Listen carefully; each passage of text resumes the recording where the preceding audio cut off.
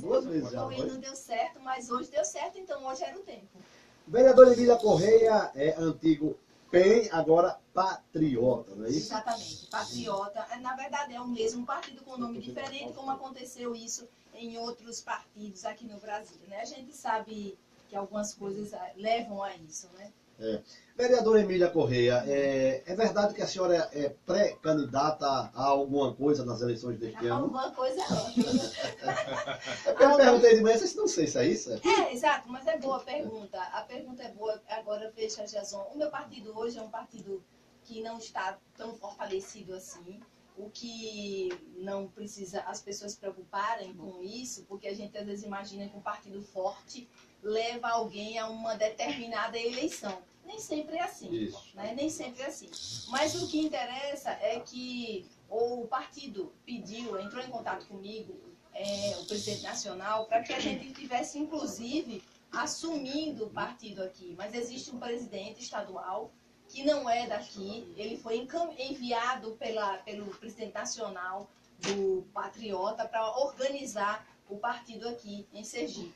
Há uma expectativa, inclusive, que mais na frente a gente venha assumir a presidência, embora isso não é objeto meu, não é objetivo meu, mas há uma necessidade disso.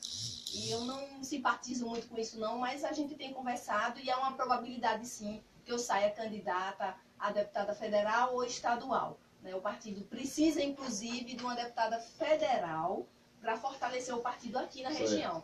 Mas a gente está ainda analisando, estudando isso aí para ver o que é que realmente vai acontecer. Muito bem. Márcio Andrei, das Ruas da Cidade. Olá, Márcio.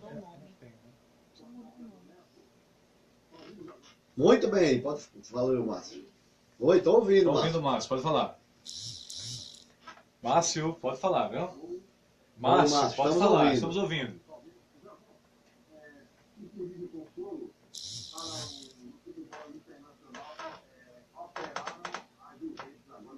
Estou vendo, rapaz. Isso, duvidosíssimo. Acho que não foi pênalti coisa nenhuma, viu? E aproveitando a doutora Emília Correia, ela tem o mesmo entendimento que eu tenho com relação às empresas concessionárias de serviço público, como a Energisa e a Bel. E as empresas continuam suspendendo o fornecimento dos clientes no caso de atraso de pagamento ou de inadimplência. A doutora também tem o mesmo entendimento de que as cobranças devem ser feitas de forma administrativa, tem que ser executado de não se serviço feito. E eu vi a função da vereadora Emília Correia. Márcio André.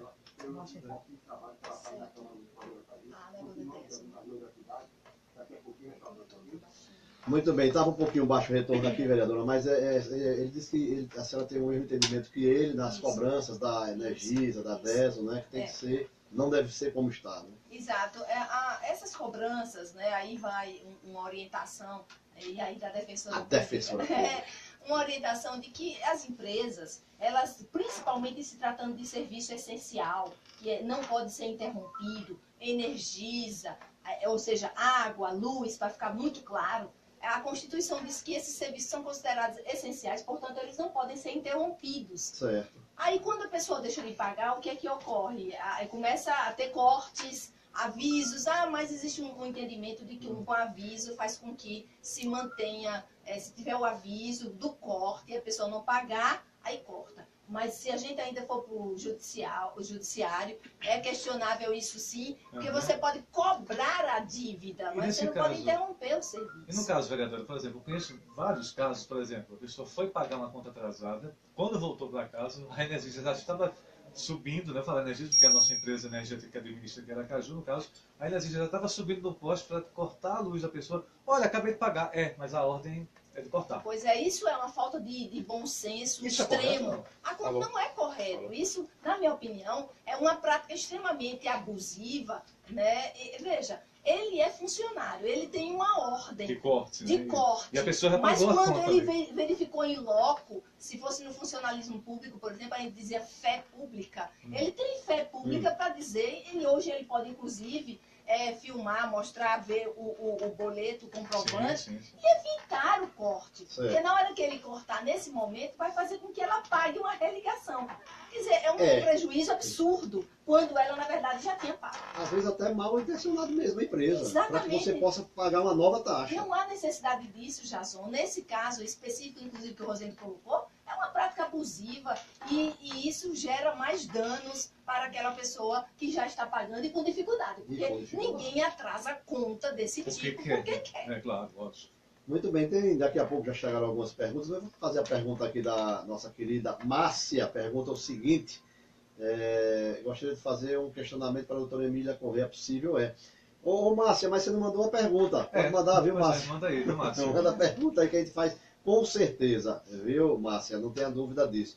Ô vereadora Emília Corrêa, já a gente fala de coisas também daqui, mas como é que a senhora está acompanhando essa questão nacional da prisão de Lula? A senhora como advogada, como jurista, como é que a senhora está acompanhando? É correto, está sendo feito, não é? Foi precipitada a prisão dele antes de encerrar todos os processos? O que é que a senhora acha? Então, Jason, eu sou defensora pública criminalista. Então, são muitos anos no tribunal do júri, em vara criminal.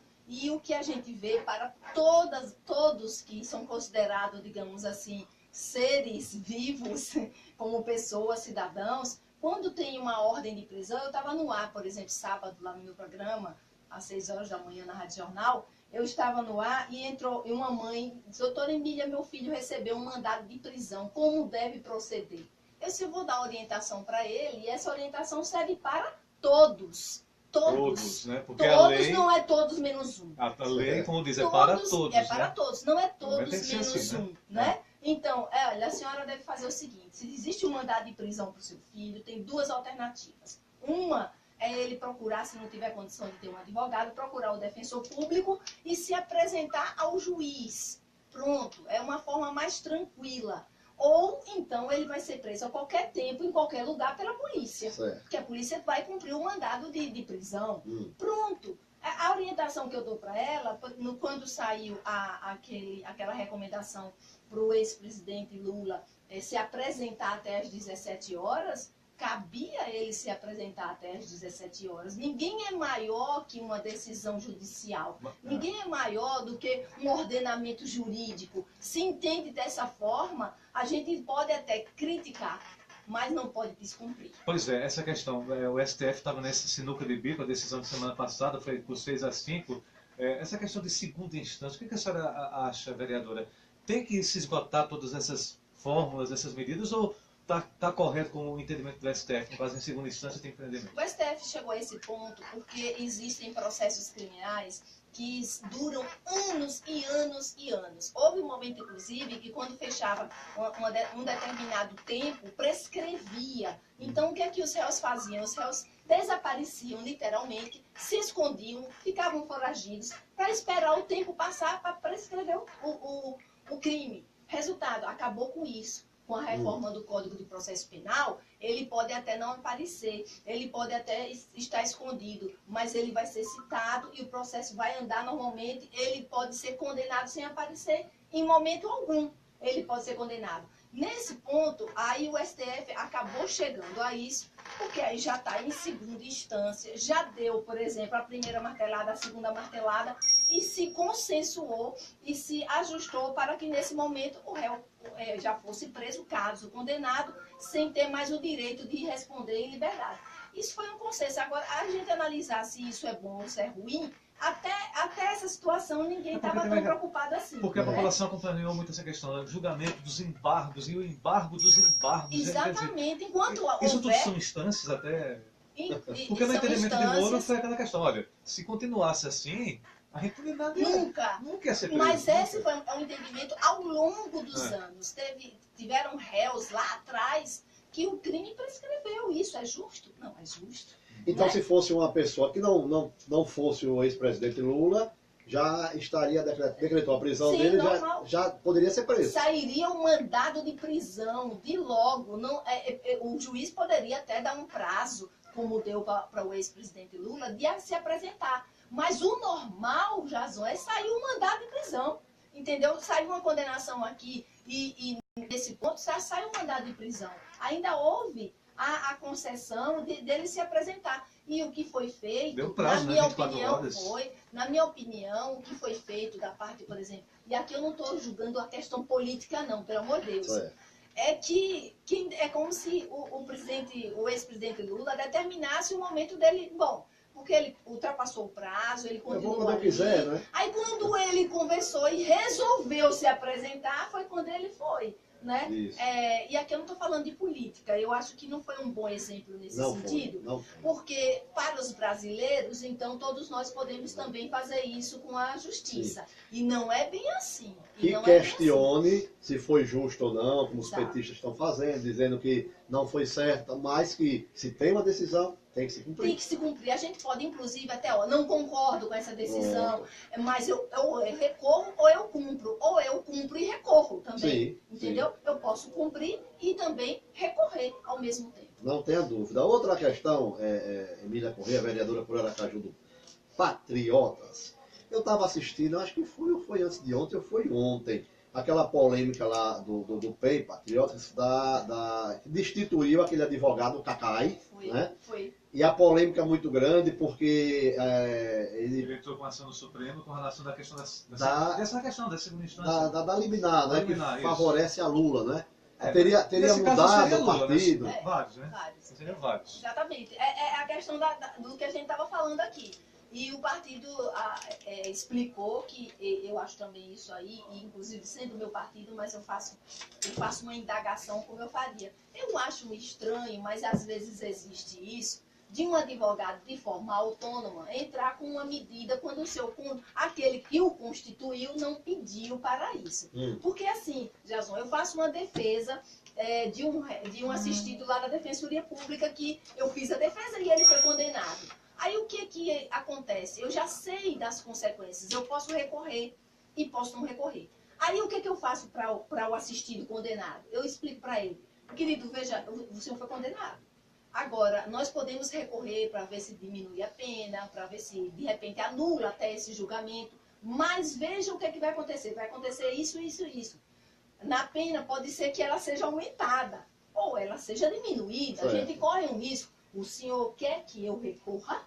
Eu explico o que vai acontecer. E em seguida eu pergunto, é desejo do senhor que a gente recorra? É direito do senhor recorrer, mas se recorrer, corre esses riscos aqui. É correto. Ou seja, eu deixo ele ciente. Se ele falar, eu quero que recorra, eu como advogada, no caso como defensora pública, recorrerei. Se ele falar, não, doutora Emília, eu prefiro que deixe transcorrer a minha pena normalmente. Pronto, encerrou ali. Agora, o advogado, ele recorrer de uma coisa que aquele que o constituiu, no caso o partido, disse que não tinha tomado, foi uma coisa do advogado, eu acho muito estranho. Como estranho, eu acho também que teve um agravo também naquela ação popular que nós entramos para afastar os membros da CPI do lixo e para que as reuniões fossem abertas. Aí a Câmara recorreu, porque a gente conseguiu essa liminar favorável para as reuniões serem abertas, a Câmara recorreu para as reuniões serem fechadas, alegando que não tinha condição de ser em plenário e tal, coisa e tal. Aí o presidente Nitinho até disse que foi o advogado que fez, não foi ele. Eu fico impressionada, como é que esse advogado pode tomar uma decisão de tanta autonomia assim. Mas enfim, o Tribunal de Justiça disse que tem que continuar aberta e acabou. É o correto, isso é um absurdo. Duas CPIs na casa, uma aberta e a outra fechada. Verdade. É um absurdo, a gente não pode admitir isso. E eu vou ser sincero, viu, vereadora Emília, eu que sou membro da CPI da Saúde, nós nos reunimos todas as segundas-feiras, 14h, com transmissão da TV Câmara, aberto no plenário. Perfeito. E eu acho aquilo tão legal, a participação das pessoas. E isso passa uma transparência do que está acontecendo. Esconder, né? Exato. Aí na CPI do lixo teve esse recurso dentro da própria ação popular para que essa do lixo seja feita às portas trancadas. Quer dizer, já vai dizendo tudo, diz muita coisa. E essa é aberta, essa é fechada? Por que essa é fechada e essa é aberta? Então, duas pés e duas medidas. Muito bem. Outra pergunta, e eu achei também legal da senhora. A senhora viajou a Brasília, também foi com aquela comissão de políticos sergipanos defendendo a Fafem. A senhora acha que tem jeito aquilo ali? É política, não é? O que, é que pode ser feito para evitar aí? Então, eu acho que é assim, se é política ou não é, mas eu acho que tem que se defender. Claro. Né? Mas é um absurdo tudo isso que está acontecendo. Eu acho até que deveria ter se agido até um pouco antes, quando Sim. a coisa já estava sinalizando. Né? Nesse momento aparece realmente muitos defensores de muita Sim. coisa, mas naquele momento eu pude dizer uma coisa que me agradou. Quando eu vi toda a bancada federal do Macedo. unida, Olha a homenagem à quando eu terra, vi- né? Camisa quando seu eu time vi- aí. quando eu vi toda a bancada Do nosso. federal unida, Foi bom. independente Eu de também partidos, adorei aqui. pela causa, eu acho que a política tinha que ser assim. Ali realmente foi um motivo de aplauso. Ali foi um motivo de Independente aplauso. de partidos. Independente. Olha, partidos é a questão, é período eleitoral, cada um no seu palanque, defendendo suas ideias, talvez, enfim, oriçando os debates. Agora, Sergipe, tem que ser todo mundo junto. Tem que unir. O Estado já é tá? pequeno, uma pequena, assim, pequena quando eu falo em tamanho, né? 8 deputados, tem que se juntar realmente, senão não tem Para condições. criar forças, por exemplo, estamos aqui, o Sergipe é aqui, Brasília é lá e tem a Câmara Federal, onde nós temos nossos representantes. É como o Rosane falou, lá é Sergipe, não é partido. Em Brasília, todos têm que defender Sergipe. Sim, E unir essas forças, como foi em relação à FAFEM. Ali eu me levantei naquela reunião e pedi exatamente para valorizar Já esse imaginou momento. se assim, os vereadores de não só por exemplo, Aracaju, Laranjeiras, que é onde está a FAFEM, mas de outros municípios do estado tivessem condições de chegar lá, realmente ninguém ia segurar, Com porque certeza. a força de Sergipe ia Com ser grande. certeza. As Mas já confabulações foi grande, deveriam né? ser Mas já seguidas. foi grande a força. Foi aquele momento que foi interessante. Muito bem, André, um abraço para você, boa noite para você também, tudo certo, viu, André? Pessoal aí do Recanto da Paz, né? Músicos da comunidade vão estar presentes aqui na sexta-feira cantando aqui, viu? O pessoal do Recanto da Paz, viu, André? Tudo certinho. Então, vereadora, foi bom. Nós sabemos a força que tem hoje André Moura, junto ao presidente da República, mas mesmo assim todos se uniram e foram brigar. Saiu aí, eu vou dizer que não foi o que a gente queria, mas ganhou-se um tempo aí até para brigar, mas ainda para ver se não fecha, né? Exatamente. É isso que a gente tem que fazer. Tem coisas que a gente pode observar, Jason, e falar, não adianta não vai adiantar nada. Não, mas você tem que fazer a sua parte naquele momento. Se não vai adiantar, quer dizer que eu estou vendo, eu gosto de trazer exemplos assim, que as pessoas entendam e que estão ao alcance e na convivência.